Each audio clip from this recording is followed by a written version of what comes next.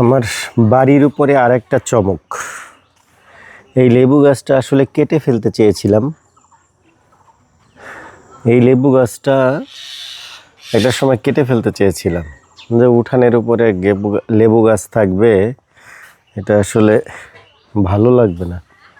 কিন্তু দেখেন, এটা আমার অনেকগুলি লেবু গাছের মধ্যে একমাত্র কাগজি লেবু গাছ, এবং সে এত পরিমাণ লেবু দিচ্ছে সিজনালে, যেটা আমার ধারণার বাইরে। সে 12 মাসই লেবু দিচ্ছে আমাকে, কিন্তু সিজনের সময় একেবারে গাছ ভরে।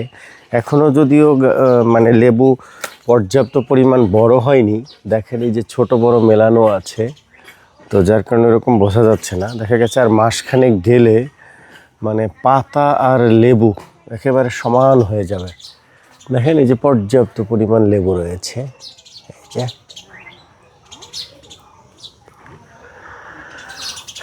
কাগজি লেবু খেতে যেমন স্বাদ, ঠিক তেমনি এটার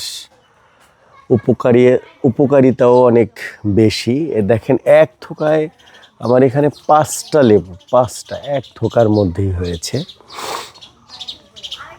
তো বাড়িতে আসলে বা বাড়িতে যখন আমি থাকি, তখন আমার এই যে চারিদিকে ফল ফসলের যে সমারোহ, এটা দেখলেই আমার আসলে মন ভরে যায়। পাশাপাশি এই একটা পেঁপে গাছ বড় হচ্ছে, সাথে এই যে বেল গাছ, যদিও এটার মাথার উপর দিয়ে কারেন্টের তার গিয়েছে, যার কারণে বারবার কেটে ফেলতে হচ্ছে। এই একটা ফুল গাছ, যেটা শোভাবর্ধন করে আমার বাড়ির। পাশাপাশি এই যে আরেকটা ফুল গাছ, এটাও আমার বাড়ির শোভাবর্ধন করতেছে।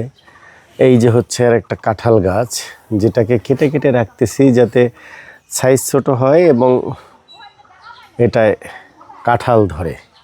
যদি কাঁঠাল ভালো লাগে, দেখি এবছর ধরে নাই, আগামী বছর ধরে কিনা। যদি ভালো লাগে তাহলে রেখে দিব, আর নাহলে কেটে ফেলে দিতে হবে, কারণ মাথার উপরে কারেন্টের তার।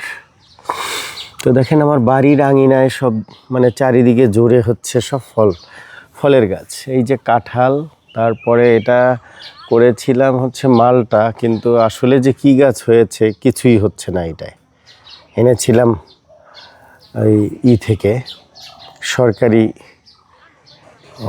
প্রজেক্ট থেকে নিয়ে আসছিলাম। ওরা যে কি দিয়েছে আমি নিজেও জানি না।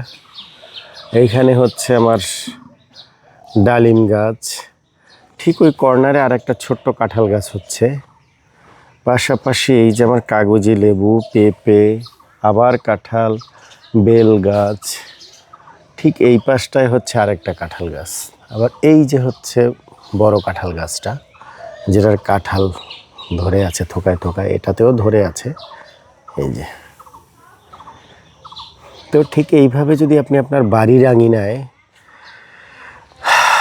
পছন্দের ফল গাছ রোপণ করে রাখেন, একটা সময় আপনাকে এইভাবেই ফল দিবে, যেটা আমি পাচ্ছি। এগুলি যে আমি করেছি, এটা কৃতিত্ব যে আমার, এটা আসলে পুরোপুরি মিথ্যে। কারণ এটার অবদান ম্যাক্সিমামই হচ্ছে বাবার। আমি হয়তো বা সাথে ছিলাম, সহযোগিতা করেছি, যেটা বাড়ির উপরে দেখিয়েছি সেই জায়গাগুলি, কারণ ওগুলিকে আমি পরিচর্যা করে গিয়েছিলাম।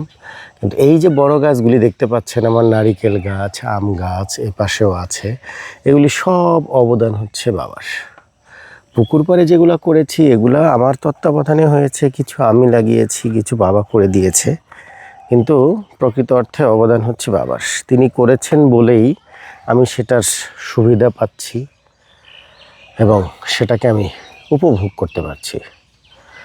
সো আপনি যখন এটা করবেন, তখন আপনি তো সুবিধা পাবেন, পাশাপাশি আপনার পরবর্তী প্রজন্ম যারা, ওরাও পাবে।